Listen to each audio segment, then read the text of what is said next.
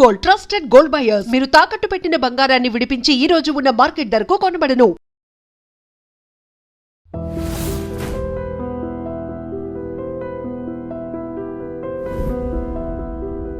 Welcome to lawyer సాబ్.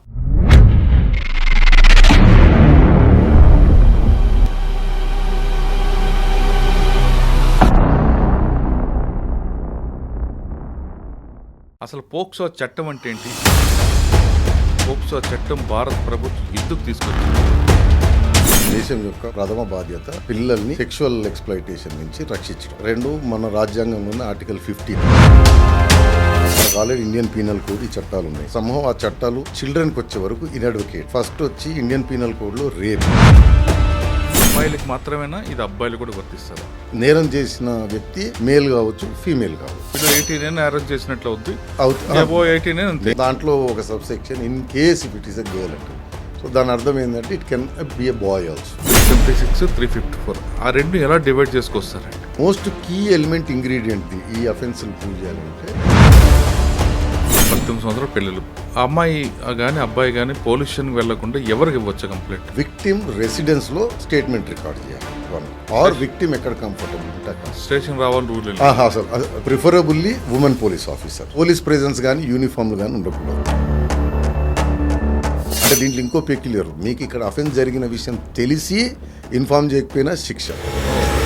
కానీ కొంతమంది media కానీ లేదా కొంతమంది ప్రెస్ కానీ వీళ్ళందరూ కూడా అమ్మాయి పేరు కానీ రివీల్ చేసిన, అమ్మాయి పేరెంట్స్ పేరు రివీల్ చేసిన చాలా పెద్ద నేరం. ఎట్టి పరిస్థితులలో మైనర్ విక్టిమ్ పేరు కానీ అనవాళ్ళు కానీ గుర్తులు కానీ నలుగురికి తెలిసేలాగా చేయడానికి. మేము పేరు చెప్పం, గుర్తులు చెప్పం, కానీ ఇంటి పేరు చెప్పం. ఇండైరెక్ట్ గా కూడా ఎట్టి పరిస్థితులలో రివీల్ చేయడానికి వీల్లేదు. పోక్సో అలిగేషన్ పడితే తప్పించుకోవడం చాలా కష్టం.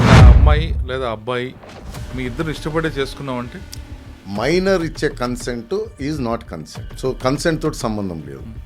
ఆ చర్య జరిగితే చాలు. 2025లో ఆ అమ్మాయి మైనర్, నేరం జరిగింది. కానీ అమ్మాయి భయపడి అమ్మాయి మేజర్ అయిన తర్వాత కంప్లైంట్ ఇవ్వచ్చు. కంప్లైంట్ ఎప్పుడైనా ఇవ్వచ్చు, ఎందుకంటే ఆ యాక్ట్, ఆ చర్య జరిగిన టైమే రిలవెంట్. కాకపోతే ఏంటిదంటే ఆ కేసు నిలబడాలి చేయాలంటే లేదు, నాకు బలవంతంగా పలానా వ్యక్తి చేయమంటే నేను కంప్లైంట్ ఇచ్చాను, నాకు ఆ వ్యక్తికి ఎలాంటి చేయలేదు అని ఒకవేళ కంప్లైంట్ విత్డ్రా చేసుకునే అవకాశం ఉంటే మేజర్ అయితే జైలు శిక్ష, మైనర్ కి మాత్రం జైలు శిక్ష లేదు. ఫాల్స్ కంప్లైంట్ ఇచ్చినా, ఫాల్స్ కంప్లైంట్ చేయడానికి ప్రోత్సహించిన జైలు శిక్ష. ఫాల్స్ కంప్లైంట్ అక్యూజ్డ్ మైనర్ అనుకోండి, శిక్ష చాలా ఎక్కువ. కానీ చట్టం ఇటీవల కాలంలో కొన్ని దారి తప్పుతుందని. పోక్సోలో ఎటువంటి లొసుగు లేదు, వ్యవస్థ. కాబట్టి ఏంటంటే ఉరి శిక్ష ఉన్నప్పటికీ విట్నెస్లు అమ్ముడుపోయారు. పోక్సో కేసు అయింది అనుకోండి, సాధారణంగా పోలీసు పిలుస్తారు, అరెస్ట్ చేస్తారు, జైలు పంపిస్తారు, అది మ్యాండేటరీ. కానీ కొంచెం ఇన్ఫ్లుయెన్స్ ఉన్నప్పుడు అందులో ముందస్తు బెయిల్ తెచ్చుకోవచ్చా? పట్టి మనీ లేదు అంటే ముందస్తు బెయిల్ కూడా కష్టం. పోక్సోకి వచ్చేటప్పటికి ఆ కండిషన్లు కొంచెం కష్టం. జైలుకి వెళ్లాల్సిందే.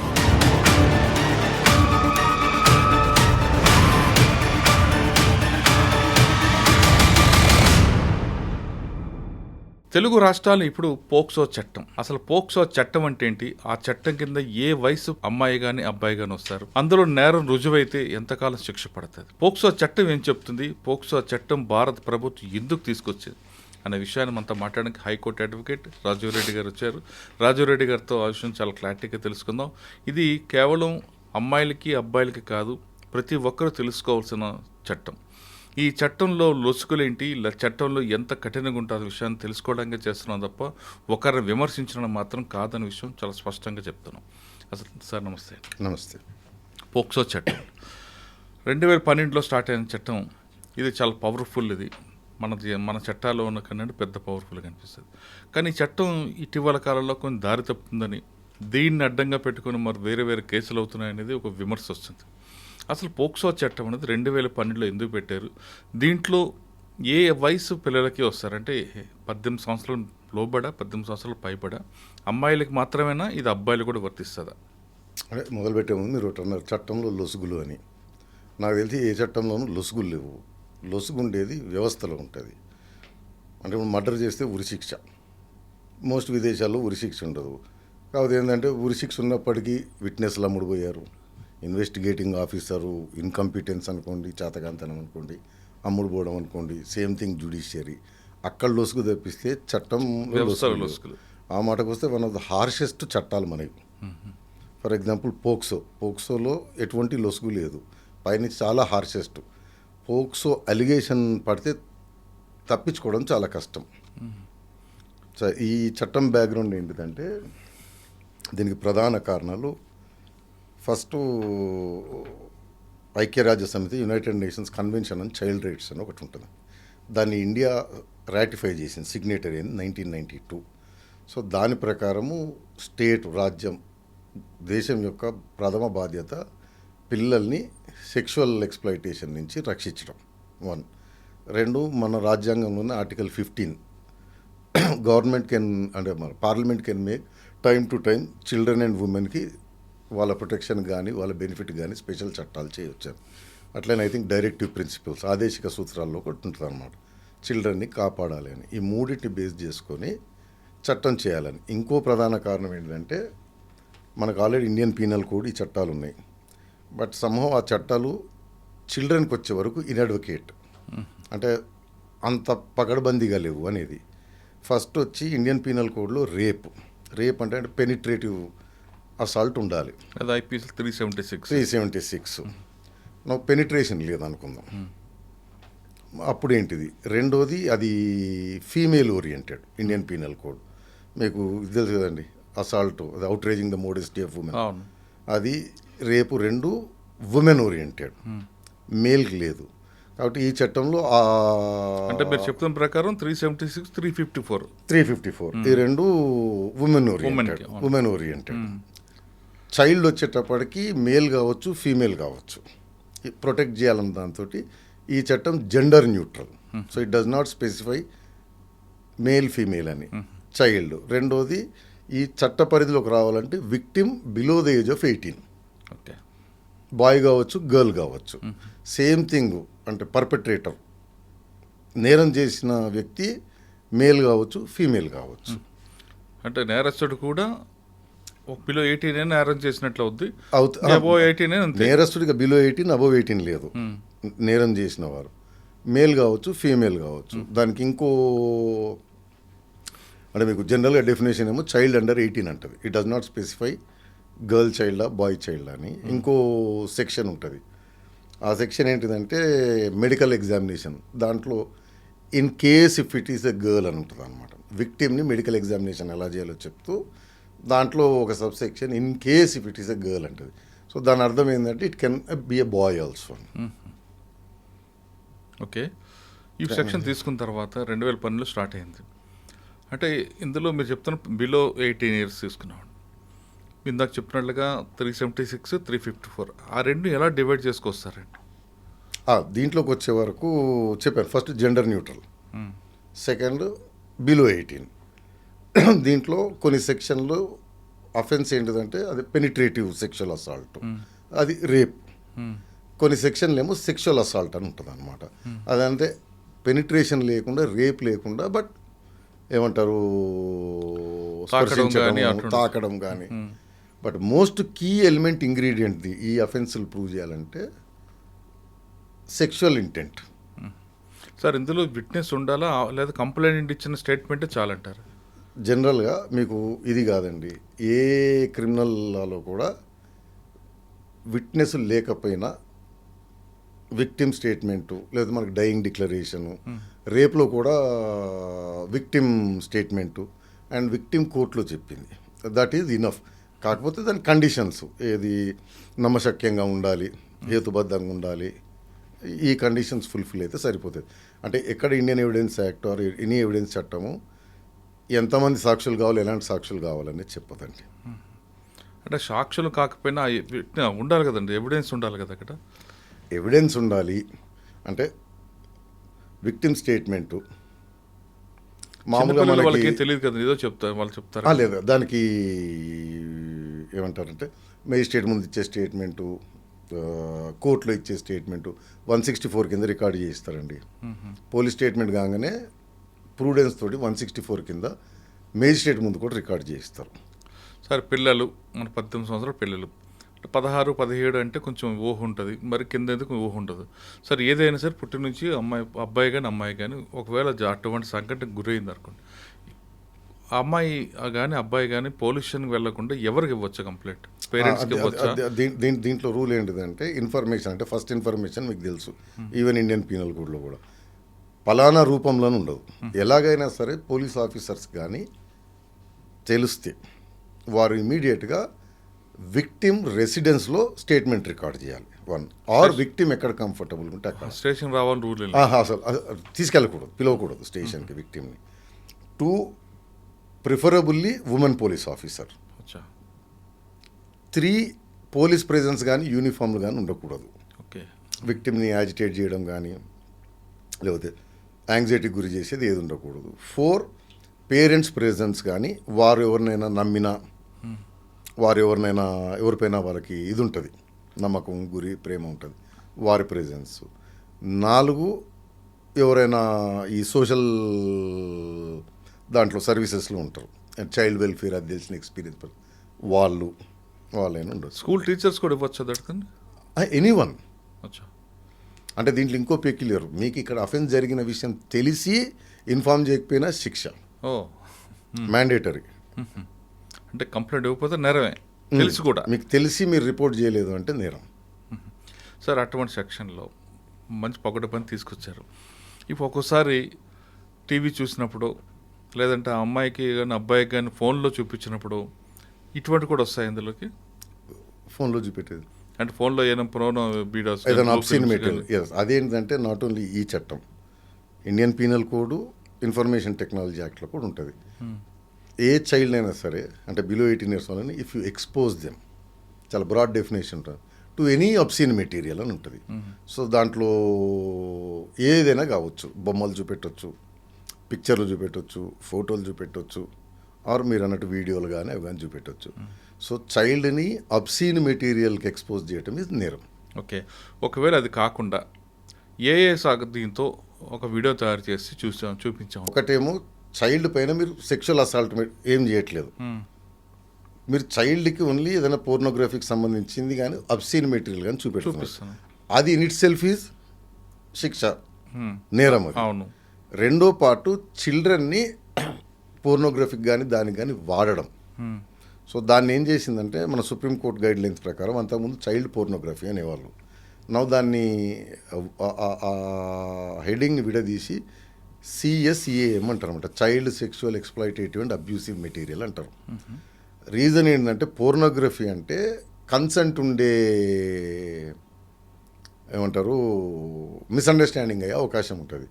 చైల్డ్ వచ్చే వరకు కన్సెంట్ సంబంధం లేదు, విత్ కన్సెంట్ అయినా వితౌట్ కన్సెంట్ అయినా అది నేరమే. సో చైల్డ్ పోర్నోగ్రఫీని ఏంటంటే విడదీసి CSEAM అని చెప్పి సెపరేట్ పదం కింద వాడతారు. సో ఏదన్నా చిల్డ్రన్ యాక్టివిటీ ఉన్న పోర్నోగ్రఫీ ఈజ్ నేరం, వెదర్ ఆ చైల్డ్ కన్సెంట్ ఉంది లేదు అనేది సంబంధం లేదు. CSEAM దాంట్లో డీప్ ఫేక్ యూజ్ చేసి తోటి చైల్డ్ సెక్స్ పోర్నోగ్రఫీ దాన్ని తీశారనుకోండి, అది కూడా నేరం, even if it is fake. అది ఎలాగ కోర్టు డిసిషన్ తీసుకుంటుంది? సో జనరల్గా కామన్ సెన్స్ తోటి మీరు అది చూడంగానే అందులో చైల్డ్ కనిపిస్తే దట్, ఎందుకంటే డీప్ ఫేక్ కాబట్టి ఏజ్ అసర్టైన్ చేయలేరు. అవును. బర్త్ సర్టిఫికేట్ కానీ 10th సర్టిఫికేట్ కానీ లేకపోతే మెడికల్ టెస్ట్ కానీ ఉండదు. కానీ దానికి ఏంటంటే సబ్జెక్టివ్ టెస్ట్ అంటారు అనమాట. చూసిన వారు కామన్ సెన్స్ ప్రూడెన్స్తో చూస్తే చైల్డా కాదా అనేది అర్థమవుతుంది దాంట్లో కనపడేది. చైల్డ్ సబ్జెక్టివ్గా చైల్డ్ అనుకుంటే చాలు. ఓకే. దానికి ఇందులో ఏజ్ కావాల్సిన బర్త్ సర్టిఫికేట్ చూపిస్తారంటారు. కొన్ని కేసుల్లో లేదు ఆ అమ్మాయి మేజరే లేదా అబ్బాయి మేజరే అని కొంతమంది ఆర్గ్యుమెంట్ చేస్తారు. అది ఎలా ఇది పోక్సో చట్టంలో ఉండదండి. పోక్సో చట్టం సింపుల్గా సెక్షన్ 2లో డెఫినేషన్ ఇస్తుంది, చైల్డ్ అంటే అండర్ ది ఏజ్ ఆఫ్ 18 అని. నువ్వు ఏజ్ ఎట్లా సెటైన్ చేయాలనేది జువెనైల్ జస్టిస్ యాక్ట్ ఉంటుంది. జువెనైల్ జస్టిస్ యాక్ట్లో హైరార్కీ ఆఫ్ ఎవిడెన్స్ ఉంటుంది. Preferably first primary evidence matriculation certificate, అది ఉంటే చాలు, అదే ఏజ్ ప్రూఫ్. అది లేని ఎడల స్కూల్లో చేసినప్పుడు బర్త్ డేట్ ఏదైనా రికార్డ్ చేస్తారు, బర్త్ సర్టిఫికేట్. అది లేనప్పుడు జనరల్గా మున్సిపాలిటీయో గ్రామ పంచాయత్ అట్లా ఇచ్చే లోకల్ అథారిటీ ఇచ్చే బర్త్ సర్టిఫికేట్. ఇది హైరార్కీ. ఈ 3 కూడా లేకపోతే మెడికల్ టెస్ట్, ఆసిఫికేషన్ టెస్ట్ అని చేస్తారండి, బోన్ టెస్ట్. అది 4వది. బట్ ఇది హైరార్కీ. అచ్చా. అయితే దీంట్లో ఒక్కోసారి ఏం జరుగుతుందంటే మెట్రికులేషన్ సర్టిఫికేట్లో 17 16 అని ఉంటుంది. ఎగ్జాంపుల్, మెడికల్ టెస్ట్ చేపించి బోన్ డెన్సిటీ టెస్ట్ చేస్తే అది ఇంకోటి, బోన్ డెన్సిటీ టెస్ట్ ఎప్పుడు యాక్యురేట్ ఏజ్ చెప్పదు, అందాజగా 2 years రేంజ్లో చెప్తుంది, 15 to 17, 17 to 19 అని. సపోజ్ మెట్రికులేషన్ సర్టిఫికేట్ 17 అని ఉంది, బోన్ డెన్సిటీ టెస్ట్ మెడికల్ టెస్ట్లో 1921 వచ్చింది అనుకోండి, it will take matriculation certificate. ఎందుకంటే అది తీసుకోరా, అది తీసుకోరు, అందుకే హైరార్కీ అంటారు. అచ్చా. అది లేనప్పుడు మాత్రం ఇది, అది ఉన్నప్పుడు అదే మెడికల్ టెస్ట్ పైన మెట్రికులేషన్ సర్టిఫికేట్ ప్రివేల్ అవుతుంది. ఒకవేళ నేను చేసిన తర్వాత, నేరం జరిగిన తర్వాత ఆ అమ్మాయికి లేదంటే అబ్బాయికి కానీ అతను మేజర్ అనుకున్నాను, డిఫెన్స్ కాదండి, స్టాచ్యుటరీ అంతే. ఓకే. కానీ ఆ అమ్మాయి లేదా అబ్బాయి మీ ఇద్దరు ఇష్టపడే చేసుకున్నామంటే, ఈవెన్ ఇండియన్ పీనల్ కోడ్ అయినా సరే ఆర్ ఎనీవేర్ బిలో 18 ఇచ్చే Indian contract act for example civil కేసులు తీసుకోండి, మైనర్ ఇచ్చే consent is not consent. Okay. So consent తోటి సంబంధం లేదు, ఆ చర్య జరిగితే చాలు విత్ సెక్షువల్ ఇంటెంట్. ఒకవేళ ఇదంతా కేసు అయింది, కేసు అయిన తర్వాత అమ్మాయి గోప్యతను మనం పాటిస్తున్నాం, కంప్లైంట్ వచ్చే వరకు అమ్మాయి బయటకు రిలీజ్ చేయకూడదు. కానీ కొంతమంది మీడియా కానీ లేదా కొంతమంది ప్రెస్ కానీ వీళ్ళందరూ కూడా అమ్మాయి పేరు కానీ రివీల్ చేసిన, అమ్మాయి పేరెంట్స్ పేరు రివీల్ చేసిన ఎటువంటి నేరం ఉంది, నేరం జరుగుతుందా, నేరం అయినట్లు అనేది చాలా పెద్ద నేరం. ఎట్టి పరిస్థితులలో మైనర్ విక్టిమ్ పేరు కానీ అనవాళ్ళు కానీ గుర్తులు కానీ నలుగురికి తెలిసేలాగా చేయడానికి మేము పేరు చెప్పం, గుర్తులు చెప్పం, కానీ ఇంటి పేరు చెప్తాం, వాళ్ళ ఇంటి నేను అదేనండి, ఇంప్లాయిడ్గా కూడా ఓకే ఇండైరెక్ట్గా కూడా ఎట్టి పరిస్థితులలో రివీల్ చేయడానికి వీల్లేదు. రివీల్ చేస్తే వాళ్ళకు క్రైమ్. అది BNSS, Indian penal code, POCSO చట్టం ఐ థింక్ 33 ఏదో గుర్తులేదు. సార్ ఇప్పుడు ఒక నేరం ఇప్పుడు జరిగి 2025లో ఆ అమ్మాయి మైనర్, నేరం జరిగింది, కానీ అమ్మాయి భయపడి కొంతకాలం ఉంది, అమ్మాయి మేజర్ అయిన తర్వాత కంప్లైంట్ ఇవ్వచ్చా? కంప్లైంట్ అప్పుడు పోక్సో వస్తుందా రాదా? కంప్లైంట్ ఎప్పుడైనా ఇవ్వచ్చు, ఎందుకంటే ఆ యాక్ట్, ఆ చర్య జరిగిన టైమే రిలవెంట్. కాకపోతే ఏంటిదంటే ఆ కేసు నిలబడాలి చేయాలంటే మీరు అన్నట్టు ఎవిడెన్స్ ఉండాలి, అది నమ్మశక్యంగా ఉండాలి, ఆ డిలేకి ఎక్స్ప్లెనేషన్ కూడా నమ్మశక్యంగా ఉండాలి, రెగ్యులర్ కండిషన్స్ అన్నీ అప్లై అవుతాయి. బట్ కంప్లైంట్ ఎప్పుడైనా ఇవ్వచ్చు.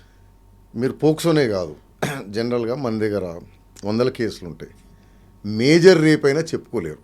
అవును. ఎందుకంటే కుటుంబం పరుగు పోతుందని బయట చెప్పుకోలేక చేయక 3 నెలలకు 6 నెలలకు పెద్దలు కన్విన్స్ చేసి కాన్ఫిడెన్స్ ఇప్పిస్తే పోయి కంప్లైంట్ చేస్తారు. So general IPC or any నేరాల్లో కూడా డిలే వల్ల కేసు కొట్టడం జరగదు.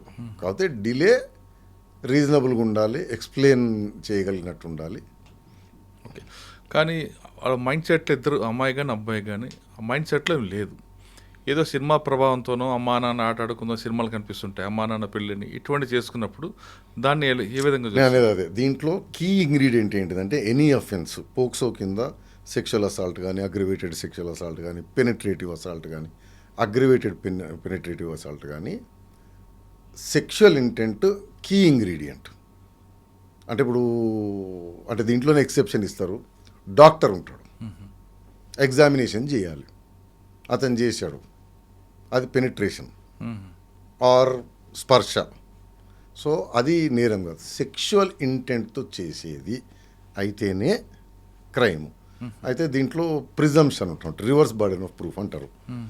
ఈ కేసుల్లో చైల్డ్ విక్టిమ్లు కాబట్టి మీరు అన్నట్టు వరుసరిగా చెప్పగలరు, చెప్పలేరు, ఎవిడెన్స్లు ఉండవు, విట్నెస్లు ఉండరు, కాబట్టి ప్రిజంప్షన్లు ఇచ్చారు. అంటే జనరల్ మీకు లాలో ప్రిజంప్షన్ ఆఫ్ ఇన్నోసెన్స్ అంటే అతని పైన నేరము నిరూపణ జరిగేంత వరకు అతన్ని ఇన్నోసెంట్ కింద భావించబడును. పోక్సోకి వచ్చేటప్పటికి ప్రాసిక్యూషన్ వారు యాక్ట్ అంటే ఇతను స్పర్శించాడు, తగిలాడు ఆర్ పెనిట్రేషన్ ఉంది అని ప్రూవ్ చేస్తే కోర్టును సెక్షువల్ ఇంటెంట్ తోటే చేశావు అనేది నమ్ముతుంది. డిఫెన్స్ అంటే అక్యూజ్డ్ బాధ్యత, నేను సెక్షువల్ ఇంటెంట్ కాదండి, వేరే కారణం చేత నేను స్పర్శించాను, తగిలాను, ముట్టుకున్నానని ప్రూవ్ చేసే రెస్పాన్సిబిలిటీ బర్డెన్ అతని మీదకి షిఫ్ట్ అవుతుంది. ఓహో సార్, కొన్నిసార్లు బస్ స్టాండ్లో కానీ ఎక్కడో దగ్గర ఇంకా పోక్సో అంటే చిన్న సంఘటన జరిగాయి అనుకోండి, ఇద్దరు విల్లింగ్ అనుకుంటారు, కానీ అమ్మాయికి చూడడానికి మేజర్లా కనిపిస్తుంది. కానీ ఇష్యూ అయిన తర్వాత ఏదో ఫైనాన్షియల్ మ్యాటర్లోనో లేదా కొంతమంది పేరెంట్స్ కావాలనో ఒక కుట్ర పన్నో లేదా కేసు పెట్టాలనుకుంటే ఈ అమ్మాయి మైనర్ అని చూపిస్తారు. అప్పుడు ఎలా? అంటే మైనర్ అని ఆమె దగ్గర సర్టిఫికేట్ ఉందనుకోండి, మెట్రికులేషన్ సర్టిఫికేట్ ఫర్ ఎగ్జాంపుల్, అది ఖచ్చితంగా నేరమే. సో అందులో అక్యూజ్డ్ నేను ఇలాగ అనుకున్నాను అలాగ అనుకున్నాను అనేది డిఫెన్స్ కాదు. కానీ కొన్ని బాంబే లాంటి రెడ్ లైట్ ఏరియాలో కొంతమంది అమ్మాయిలు కనిపిస్తుంటారు. అమ్మాయి చూడడానికి పెద్దగా ఉంది కాబట్టి వెళ్ళాను, కానీ ఎక్కడో ఫైనాన్షియల్ డిస్ప్యూట్ రావడం వల్ల తర్వాత నా మీద అమ్మాయి మైనర్ అని కేసు పెట్టారు. ఏదైనా ఉండండి, అది డిఫెన్స్ కాదు.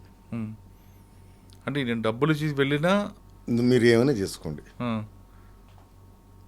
మళ్ళీ మీరు అమ్మాయి అంటున్నారు, అమ్మాయి కావచ్చు అబ్బాయి కావచ్చు, మైనర్ అయితే నేరం. కానీ అక్కడ నాకు మైనర్ అని కనబడట్లేదు కదా. లేదు, అవన్నీ డిఫెన్స్లో చెల్లవు. అంతే, కేసు అవ్వాల్సిందే. కేసు ఒకవేళ పోక్సో కేసు పెట్టారనుకోండి, బెయిల్ వస్తుందా? దీంట్లో ఏంటంటే ముందస్తు బెయిల్ తెచ్చుకోవచ్చు సార్. ఇది ఈ మధ్యన కూడా కొంచెం వేడివేడిగా సాగుతున్న టాపిక్ కాబట్టి చెప్తున్నా. జనరల్ రూల్ ఏంటిదంటే 7 ఏళ్ల కంటే తక్కువ శిక్ష పడే నేరాలైతే 41A నోటీస్ కంపల్సరీ.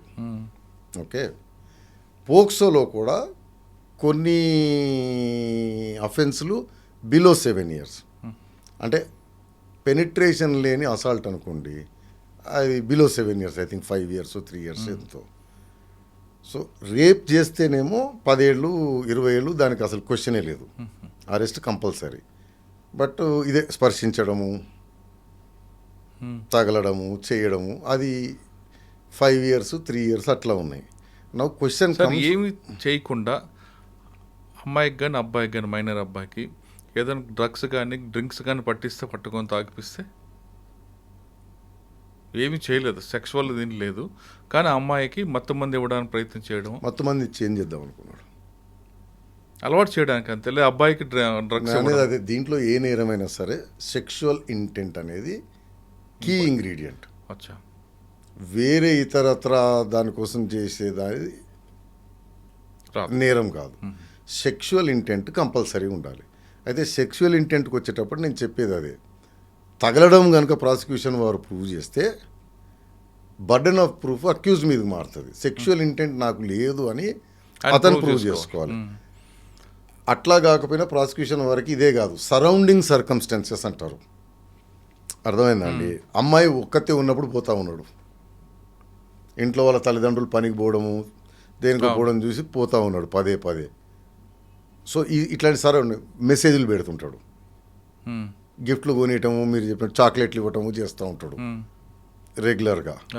మెసేజ్లు మీరు అన్నట్టు అబ్సిన్ మెటీరియల్ ఏదన్నా పంపడం. సో సరౌండింగ్ సర్కమ్స్టాన్సెస్ కూడా వెరీ ఇంపార్టెంట్ సెక్షువల్ ఇంటెంట్ చేయడానికి. కానీ అక్కడ మీరు అన్నట్టు ఒక ఇంట్లో తల్లిదండ్రులు వెళ్ళినప్పుడు ఆ అమ్మాయి దగ్గరికి వెళ్ళాడు అనుకోండి, ఆ అమ్మాయికి ఏదో ప్రమాదం వచ్చింది, కాపాడడానికి వెళ్ళినాం. ఫస్ట్ అండ్ ఫార్మోస్ట్ ప్రాసిక్యూషన్ వారు ఇతను మీరు మళ్ళీ అమ్మాయి అంటున్నారు, అబ్బాయి అయినా అమ్మాయి అయినా చైల్డ్ని ఇతను తాకాడు అని ప్రూవ్ చేస్తే కోర్టు ప్రిజంప్షన్ తీసుకుంటుంది సెక్షువల్ ఇంటెంట్ తోటే తాకాడు అని. అవునండి, ఇప్పుడు కరెంట్ షాక్ కొట్టింది, లిఫ్ట్లో గీరుకున్నాడు, అది అతను ప్రూవ్ చేయాలి. బర్డెన్ ఆయన మీద ఉంటుంది.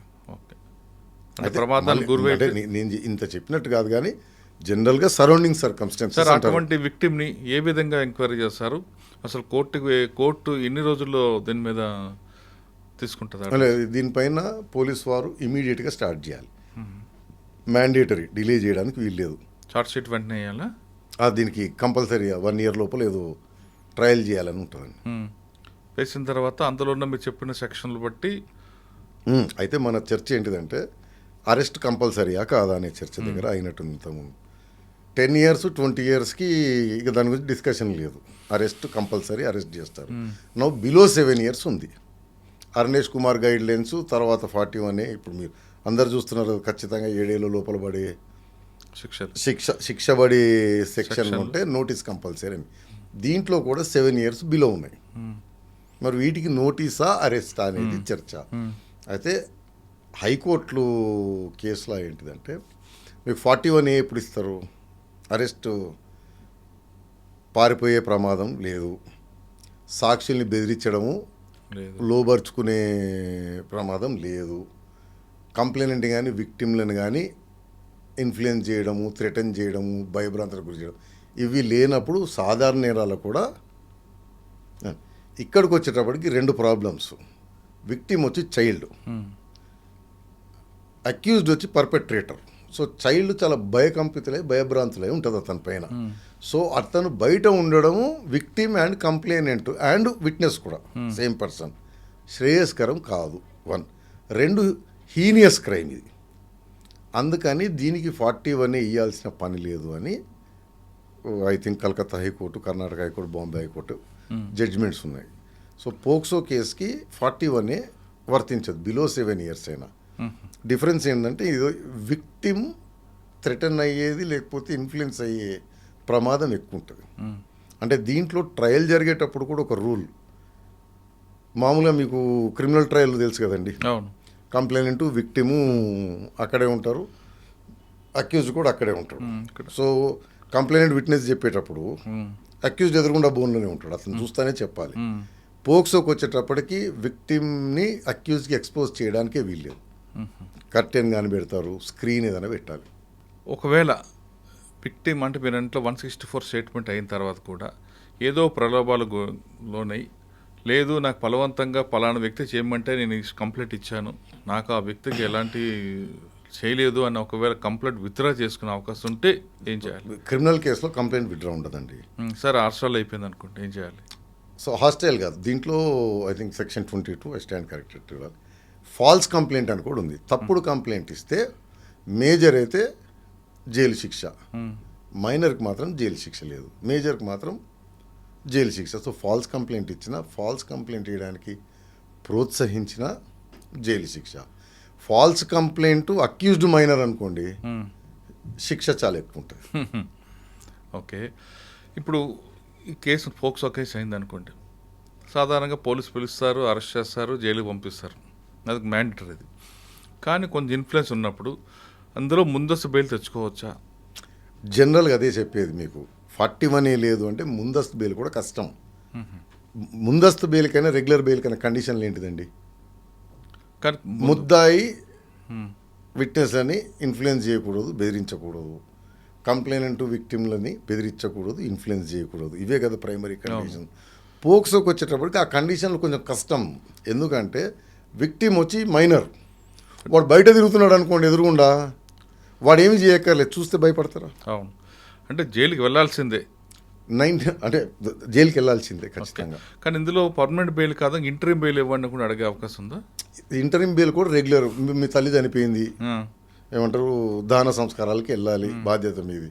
సో ఆరోగ్యం బాగాలేదు, ఇంట్లో మీరు ఒక్కడే అబ్బాయి, ముసలి తల్లిదండ్రులు ఉన్నారు, అట్లా రకరకాల కారణాల చేత ఇంటరీమ్ బెయిల్ ఇస్తారు. దీనికి దానికని కాదు, ప్రొవైడెడ్ మీ రీజన్ కరెక్ట్గా కోర్టు వారు నమ్మితే ఇంటరీమ్ బెయిల్ అంటే టెంపరీ బెయిల్ ఇచ్చి మళ్ళీ వచ్చి సరెండర్ కావటం. ఓకే, అండ్ రెగ్యులర్ బెయిల్ కండిషన్లు ఎట్లాగ ఉంటాయి. కానీ కేసు అవగానే ఇదంతా ఫాల్స్ కేసు, నాకు క్యాష్ ఇవ్వండి, క్యాష్ అయినగా ఉందా? మామూలు నేరాల్లో కూడా క్వాష్ ఇంపాసిబుల్ అండి. నేను చెప్తున్నా కదా, మన దేశంలో అనకూడదు కానీ అందరూ క్వాష్కి పరిగెడుతుంటారు. 99% క్వాష్ కావు. ఎందుకు? ఇన్వెస్టిగేషన్ జరిగితే కదా తెలిసేది. నేను ప్రైమా ఫేసి కంప్లైంట్ చూడంగానే బోగస్ కనిపిస్తేనే క్వాష్.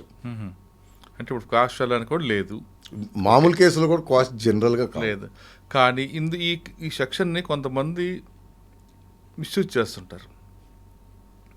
స్టూడెంట్స్నో టీచర్స్నో వాళ్ళని బట్టి ఒక అమ్మాయి ఉంది, వాళ్ళకి అబ్బాయి ఉన్నాడు, ట్యూషన్కి వెళ్తాడు, ట్యూషన్లో చదవకపోతే మాస్టర్ కొడతాడు.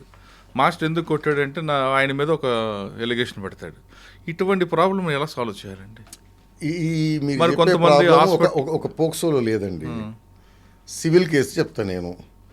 మీరు చాలా కష్టపడి 100 మంది ఇంటర్వ్యూలు చేసి ఇంటర్వ్యూకి వచ్చిన గెస్టులు చెప్పే చెత్త అంతా విని విని విని భరించి అర్థమైందండి, జీతం ఏదో సంపాదించి అప్పు సొప్పు చేసి ప్లాట్ కొంటారు 1 కోటి రూపాయలది. నాలాంటి గాలిగా ఉంటాడు, రోడ్డు మీద పోతే చిత్తకాగితం ఒకటి తయారు చేసి మీ పైన సివిల్ దావా వేస్తా కేసు. కోర్టు వేయగానే ఓఎస్ నెంబర్ ఇచ్చి వస్తుంది. అర్థమైందా అండి? ఇది తేలే వరకు 30 ఏళ్ళు మీరు కష్టపడ్డ సంపాదించింది నేను ఫ్రీగా కొట్లాడుతున్నా. నీకు మాకు అది ఎక్కడ ఉందండి? ఏదో ఒక రోజు నాకు ఈళ్ళు కావాల్సిందే, ఇంత తీసుకుని వదలాలి, లేకపోతే నాకు ఇంత ఇవ్వాల్సిందే. సో చట్టం మిస్యూజ్ అనేది సివిల్ క్రిమినల్ అన్నీ మిస్యూజ్. రీజన్ స్ట్రక్చరల్ ప్రాబ్లం ఏంటంటే డిలే. ఈ డిలే వల్ల ఎఫిషియన్సీ పోవటం, మెరిట్ పోవటం. అర్థమైందా అండి? ఇప్పుడు తప్పుడు కేసులు పెట్టారనుకోండి, చెప్పాను ఫాల్స్ కంప్లైంట్ శిక్ష ఇండియన్ పీనల్ కోడ్లో కూడా ఉంటుంది. ఐ థింక్ 221, 217 అని ఉంటాయి. తప్పుడు క్రిమినల్ కేసు పెట్టినా, తప్పుడు అరెస్ట్ చేసిన పోలీస్ ఆఫీసరు, తప్పుడు ఛార్జ్ షీట్ వేసినా వారికి జైలు శిక్ష ఉంది. ఈ కేసు చేరేటప్పటికే 30 ఏళ్ళు అయింది. ఇంకా ఈయన పోయి మళ్ళీ వాళ్ళ మీద కేసు ఏం పెడతారు? సరే, అది అంటే వేరే మ్యాటర్. కానీ ఇప్పుడు ఇందులో Same. ఆ మాస్టర్ ఉద్దేశం మంచి ఉద్దేశం అండి. చదవట్లేదు పిల్లాడు. నేను అనేది అదే. పోక్సో తీసుకోండి, లేకపోతే 498 తీసుకోండి, లేకపోతే SC/ST అట్రాసిటీస్ తీసుకోండి. ఏ చట్టమైనా ఇక్కడ కోర్టులలో ఆ ఇనార్డినేట్ డిలే వల్ల ప్రొఫెసర్ నాగేశ్వర గారు చెప్పినట్టు process it self has become punishment. అదే ప్రొసీజర్ పనిష్మెంట్ మందర ఉంటుంది. ప్రొసీజర్ పనిష్మెంట్ అయిపోయింది. అది స్ట్రక్చరల్ ప్రాబ్లం. అది ప్రభుత్వాలు మేల్కొని, సుప్రీంకోర్టు మేల్కొని దాన్ని సెట్ చేయాలి. ఓకే, కానీ నేను అడుగుతున్న క్వశ్చన్ ట్యూషన్ మాస్టర్స్కి, స్కూల్ టీచర్స్కి, లేదా లేడీ స్టైలర్స్కి, వీళ్ళకి ఇచ్చే మీ టిప్స్ ఏంటి? ఏం చేయలేము. అంటే బెస్ట్ ఏంటిదంటే చైల్డ్, అమ్మాయి కావచ్చు అబ్బాయి కావచ్చు, ఎస్పెషల్లీ మోర్ కేర్ఫుల్ అమ్మాయి ఉన్నప్పుడు. మీరు ట్యూషన్ చెప్తున్నారు అనుకోండి, రూమ్లో కూర్చోబెట్టి చెప్పకండి, హాల్లో అందరి సమక్షంలో చెప్పండి. ఓ సీసీ ఫుటేజ్, సీసీ కెమెరా ఉండేటట్టు చూసుకోండి. మీతో పాటు ఏమంటారు, ఒక అసోసియేట్ని, ఒక లేడీ. మీకు ఎందుకండి, మన దగ్గర హాస్పిటల్లో పోతే లేడీని ఎగ్జామిన్ చేయాలంటే మేల్ డాక్టర్ ఉంటే నర్సును, లేకపోతే ఇంకో లేడీ డాక్టర్ను, అండ్ అమ్మాయి తరఫున ఆ లేడీ తరఫున వచ్చే వాళ్ళని అక్కడ ప్రెజెంట్లోనే ఓపెన్గానే చేస్తాడు. అవి మాత్రం ఖచ్చితంగా చేయాలి. మీరు రూమ్లోకి వెళ్ళి ట్యూషన్ చెప్తాను, ఏకాగ్రత ఉండట్లేదు, అవి అంటే చైల్డ్ ఉన్నప్పుడు ఎక్స్ట్రా కేర్ఫుల్, గర్ల్ చైల్డ్ ఉన్నప్పుడు ఎక్స్ట్రా కేర్ఫుల్గా ప్రికాషనరీగా ఉంటే సేఫ్. స్కూల్ బస్సుల్లో డ్రైవర్లు కానీ ఎవరైనా ఎక్కడైనా సరే గర్ల్ చైల్డ్ ఉన్నప్పుడు be very sensitive. Okay, POCSO చట్టం అనేది పిల్లల కోసం ప్రత్యేకంగా వచ్చింది కాబట్టి అది చాలా మంచి చట్టం అంటున్నారు రాజీవ్ రెడ్డి గారు. చట్టంలో లొసులు కాదు, వ్యవస్థలో లొసులు బట్టే ఈ చట్టం మీద అవగాహన లేకపోతుంది అంటున్నారు.